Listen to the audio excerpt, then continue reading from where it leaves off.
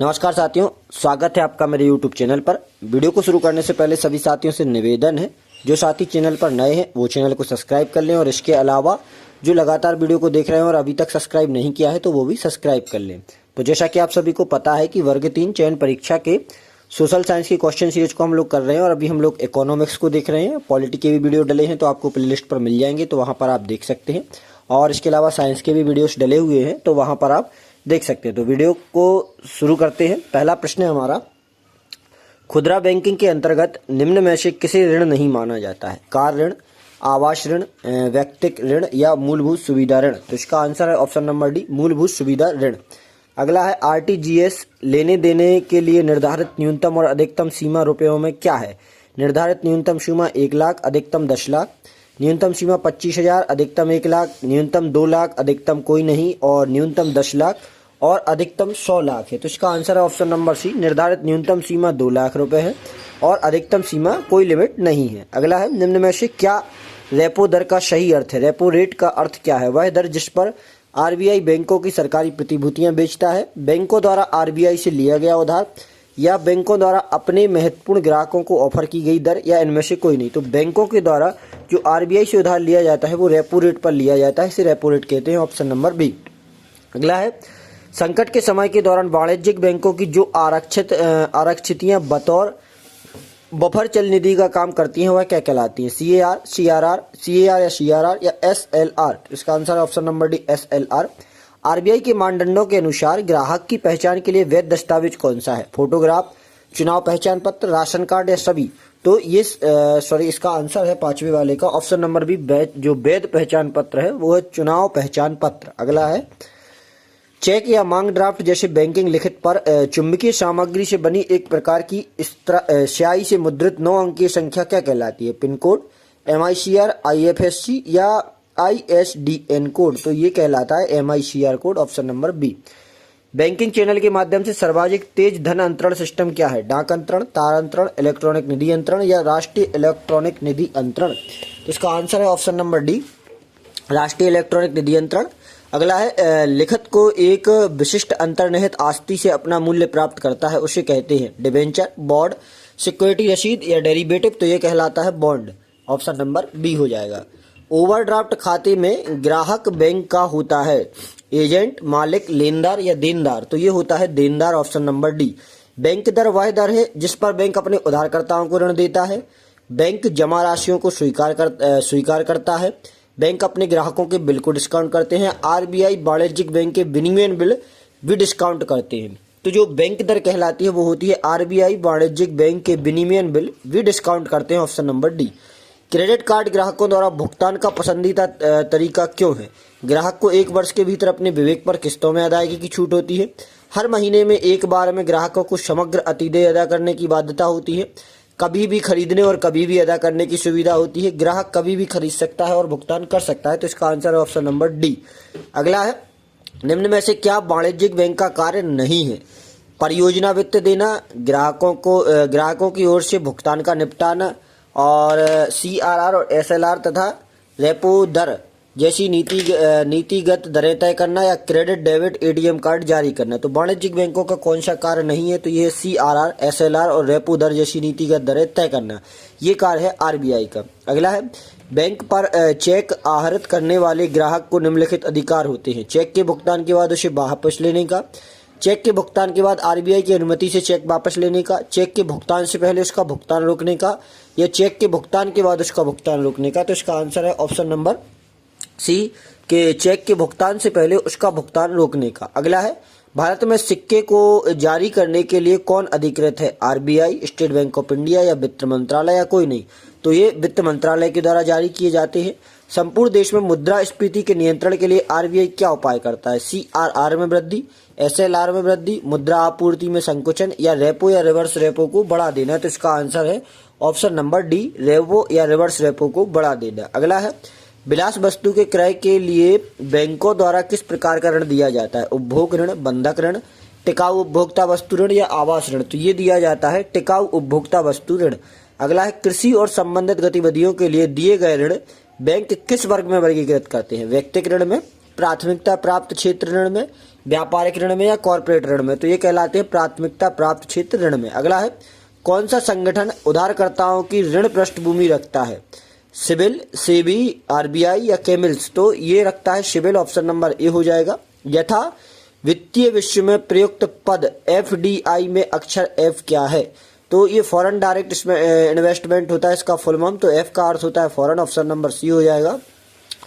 एक प्रकार का ऋण सब प्राइम उधार बैंकों द्वारा किस प्रकार के उपभोक्ताओं को दिया जाता है? ऐसे उधारकर्ता जिनकी ऋण पृष्ठभूमि अच्छी नहीं है, जो पूर्ववासियों के बंधक हैं पर ऋण लेना चाहते हैं, जिनकी पृष्ठभूमि अच्छी है और जिन्हें बैंक 10 वर्ष से जानता है, वे उधारकर्ता जो बैंक के पसंदीदा ग्राहक हैं। तो इसका आंसर है ऑप्शन नंबर ए, ऐसे उधारकर्ता जिनकी ऋण पृष्ठभूमि अच्छी नहीं है। अगला प्रश्न है, अगले प्रश्न की यदि हम बात करें तो अगला प्रश्न है, भारत सरकार से जल्दी पेंशन पाने के लिए सेवानिवृत्त रक्षा कर्मियों के लिए किस सॉफ्टवेयर का आरंभ किया गया है?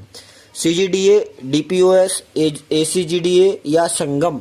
तो संगम का जो पोर्टल है सॉफ्टवेयर प्रारंभ किया गया, ऑप्शन नंबर डी होगा। पद बैंक इंश्योरेंस से क्या समझते हैं?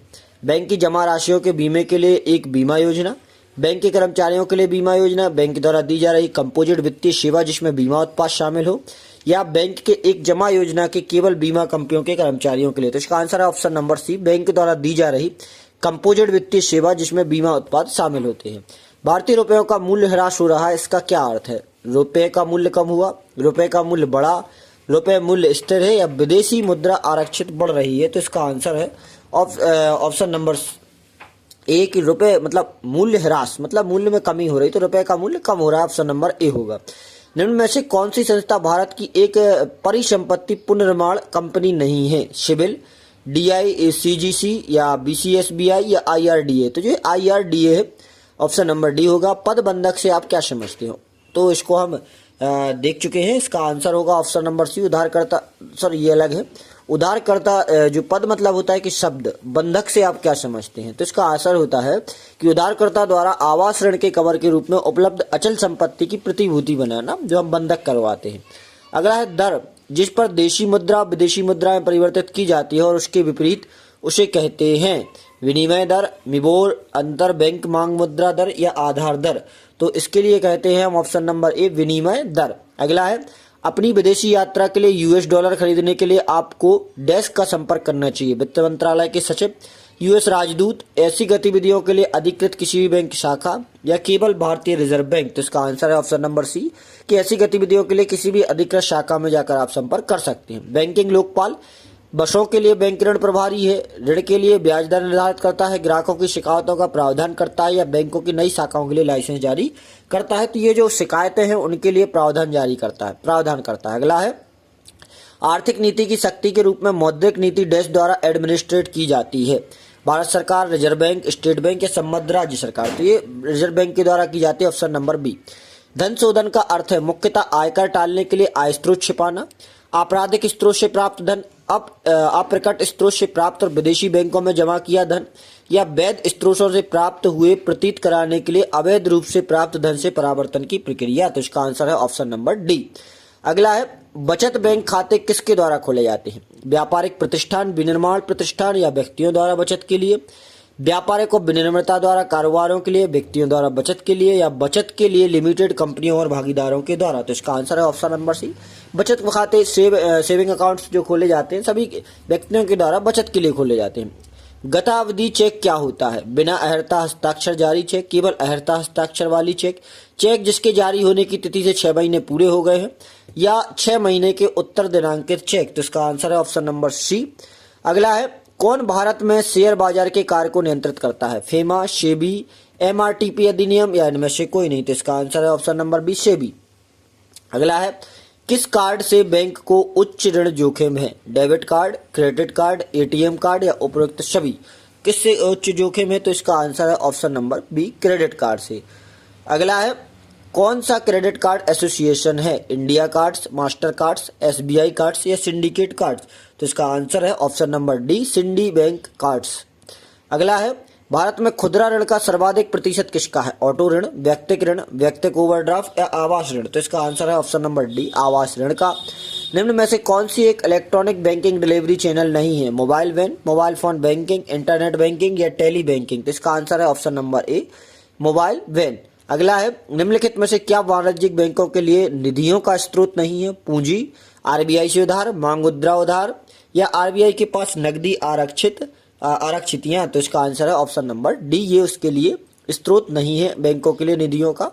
अगला है सेंट्रल बैंक या केंद्रीय बैंक के परिणात्मक उधर नियंत्रण उपाय में निम्नलिखित में से क्या शामिल नहीं है? बैंक दर नीति, खुला बाजार प्रचलन, नकदी रिजर्व अनुपात, कैश रिजर्व रेशियो भी बोलते हैं जिसे CRR, नैतिक दबाव। तो इसका आंसर है 19वें वाले का ऑप्शन नंबर डी, नैतिक दबाव। अगला है मुंबई स्टॉक एक्सचेंज, इसको BSE भी बोलते हैं, वॉल स्ट्रीट में है, दलाल स्ट्रीट में है, नीडल गेट स्ट्रीट में है या गांधी स्ट्रीट में है? तो ये है दलाल स्ट्रीट में, ऑप्शन नंबर बी हो जाएगा। अगला प्रश्न है हमारा, संवेदिक सूचकांक में कितनी प्रतिभूतियां होती हैं? 25, 40, 30 या 35? तो ये होती हैं उसमें 30। अगला है बीमा क्षेत्र में सबसे प्रत्यक्ष विनियोग का प्रस्तावित स्तर है 76%, 51, 49 या 26? तो इसका आंसर है ऑप्शन नंबर डी, 26%। भारत का सबसे बड़ा शहर कौन सा है? दिल्ली, कोलकाता, मुंबई या चेन्नई? तो इसका आंसर है ऑप्शन नंबर सी, मुंबई। अगला है इनसाइड ट्रेडिंग संबंधित है सार्वजनिक व्यय से, कर आरोपण से, शेयर बाजार में प्रतिभूतियों का अवैध लेन देन से या हवाला से? तो इसका आंसर है ऑप्शन नंबर सी, जो इनसाइड ट्रेडिंग होती है उसका आंसर होता है शेयर बाजार में प्रतिभूतियों का अवैध लेन देन। निम्नलिखित में से कौन सा वैकल्पिक धन का उदाहरण है? करेंसी नोट, सिक्के, चेक या बॉन्ड? तो जो वैकल्पिक है वो होते हैं चेक, ऑप्शन नंबर सी हो जाता है। निम्नलिखित कथनों पर विचार कीजिए। भारत में शेयर बाजार तथा फ्यूचर बाजार में लेन देनों पर कर संघ द्वारा लगाए जाते हैं, राज्यों द्वारा एकत्रित किए जाते हैं। उपरोक्त में से कौन सा या कौन से कथन है? तो जो कर होते हैं तो केवल एक या केवल दो, इनमें से कौन सा कथन सही है? तो इसका आंसर है ऑप्शन नंबर ए, केवल एक। जो शेयर बाजार और फ्यूचर्स बाजार में लेन देनों पर जो कर लगाए जाते हैं वो संघ यानी केंद्र सरकार के द्वारा लगाए जाते हैं। भारत में निम्नलिखित में से कौन सा वायदा बाजार आयोग द्वारा विनियमित होता है? मुद्रा फ्यूचर्स व्यापार, जिंस फ्यूचर व्यापार, इक्विट फ्यूचर्स व्यापार या जिंस फ्यूचर व्यापार तथा इक्विट दोनों ही? तो इसका आंसर है ऑप्शन नंबर बी, जिंस फ्यूचर्स व्यापार। निम्नलिखित में से कौन सा किसी वैश्विक शेयर बाजार का संवेदनशील सूचकांक का नाम नहीं है? नेस्डैक, निक्की, कोस्पी या सेबी? तो जो सेबी है ये एक संस्था है, ये शेयर बाजार सूचकांक का नाम नहीं है। अगला है बड़ी संख्या में ATM होने के बावजूद अब भी लोग बैंक की शाखाओं में जाते हैं, इस मसले का कारण क्या हो सकता है? यह जमा राशियां नहीं स्वीकारता, इसकी नकदी वितरण क्षमता सीमित होती है या मानवीय संपर्क का अभाव होता है? तो इसका जो आंसर है 9वें वाले का ऑप्शन नंबर डी, सारे सही है। अगला है मान लीजिए भारतीय रिजर्व बैंक दर 1% घटा देता है, इसका प्रभाव क्या होगा? बाजार में KM नकदी, बाजार में अधिक नकदी, KM मतलब कम, बाजार में नकदी की स्थिति में कोई परिवर्तन नहीं, वाणिज्यिक बैंकों द्वारा अधिक जमाओं का संग्रह है। तो इसका आंसर होगा ऑप्शन नंबर बी, बाजार में अधिक नकदी हो जाएगी। अगला है बैंक की जो शाखाएं सीधे विदेशी मुद्रा विनिमय कारोबार कर सकती हैं उन्हें विदेशी मुद्रा के डेस्क कहा जाता है। अधिकृत डीलर, विदेशी डीलर, ओवरसीज शाखाएं या अनुमोदित शाखाएं, तो इन्हें अधिकृत डीलर कह देते हैं। अगला है निम्न आय समूहों को दिए गए अत्य अल्प राशियों के ऋण कहलाते हैं? कैश क्रेडिट, सूक्ष्म ऋण, साधारण ओवरड्राफ्ट या ग्रामीण? तो इसका आंसर है ऑप्शन नंबर बी, सूक्ष्म ऋण। अगला है आरक्षित निधि यानी CRR, कैश रिजर्व रेशियो, और सांविधिक चल निधि यानी सॉलिडिटरी लिक्विड रिजर्व, तो सॉलिडिटरी लिक्विड रेशियो। तो इन पदों का अत्यधिक करीबी से संबंध है निम्नलिखित में से किस उद्योग या बाजार से? तो पूंजी बाजार, बैंकिंग उद्योग, कमोडिटी बाजार या मुद्रा बाजार? तो इनका सबसे ज्यादा बैंकिंग उद्योगों से संबंधित है। दलाल स्ट्रीट कहां पर है? इसको हम देख चुके हैं, मुंबई में है, ऑप्शन नंबर सी होगा। भारत में वर्तमान मुद्रा प्रणाली का प्रबंधकर्ता कौन है? तो रिजर्व बैंक है, ऑप्शन नंबर 20 का आंसर होगा। भारत में बैंकों का पहली बार राष्ट्रीयकरण कब हुआ था? 1950 में, 60 में, 69 में या 1979 में? तो पहली बार राष्ट्रीयकरण 1969 में देखने को मिला था। बैंकों को निम्नलिखित में से कौन सी सेवा उत्पाद विशेषता छात्रों की सहायता के लिए तैयार किया गया है? व्यक्तिगत ऋण, कॉर्पोरेट ऋण, कारोबार ऋण या शिक्षा ऋण? तो ये शिक्षा ऋण है, ऑप्शन नंबर डी। अगला है निम्नलिखित में से किस पद का संबंध RBI के कार्य से नहीं है? खुला बाजार परिचालन, आरक्षित नकदी निधि अनुपात, सेंसेक्स या चल निधि समायोजन सुविधा? तो इसका आंसर है 18 वाले का ऑप्शन नंबर ए, खुला बाजार परिचालन। अगला है निम्नलिखित में से कौन सी संख्या कृषि एवं ग्रामीण विकास के लिए ऋण से संबंधित काम करती है? संख्या नहीं, कौन सी है जो कृषि और ग्रामीण विकास? तो ये IFC, RBI, SBI या नाबार्ड? तो ये नाबार्ड है, national agriculture bank, option number D होगा। निम्नलिखित में से कौन सी समिति बैंकिंग क्षेत्र में सुधारों से संबंधित है? LC गुप्ता, नरसिम्हन चक्रवर्ती या केलकर समिति? तो इसका आंसर है ऑप्शन नंबर बी, नरसिम्हन समिति। अगले प्रश्न की यदि हम बात करें तो अगला प्रश्न है हमारा, भारत में मौद्रिक नीति किसके द्वारा बनाई गई? केंद्र सरकार लागू की जाती हो, बनाई जाती है केंद्र सरकार के द्वारा, एसोचैम के द्वारा, रिजर्व बैंक के द्वारा या फिक्की के द्वारा? तो ये बनाई जाती है और लागू की जाती है रिजर्व बैंक के द्वारा। अगला है, भारत में विदेशी विनिमय संचय का रखरखाव किसके द्वारा किया जाता है? आरबीआई, एसबीआई, वित्त मंत्रालय या आयात निर्यात बैंक? तो विदेशी जो रिजर्व रहता है वो आरबीआई में संरक्षित रहता है, मतलब रखा जाता है, संचय किया जाता है। भारत में शुरू की गई स्वाभिमान योजना किससे संबंधित है? ग्रामीण महिला अधिकारों से, ग्रामीण वृद्धजनों की देखभाल से, ग्रामीण बैंकिंग से या ग्रामीण खाद्य से? तो इसका आंसर है ऑप्शन नंबर सी, ग्रामीण बैंकिंग से। अगला है, निम्न में से कौन सा भारत में मुद्रास्फीति का प्राक्कलन का सबसे प्रचलित माप है? मूल्य सूचकांक, थोक मूल्य सूचकांक, उपभोक्ता मूल्य सूचकांक, औद्योगिक वस्तुओं का मूल्य सूचकांक? तो इसका आंसर है ऑप्शन नंबर बी। आशा करता हूं आपको प्रश्न अच्छे लगे होंगे और वीडियो पसंद आई होगी। वीडियो पसंद आई हो तो लाइक करें, चैनल को सब्सक्राइब करें और सभी साथियों के साथ शेयर करें। मिलते हैं अगली वीडियो में। धन्यवाद।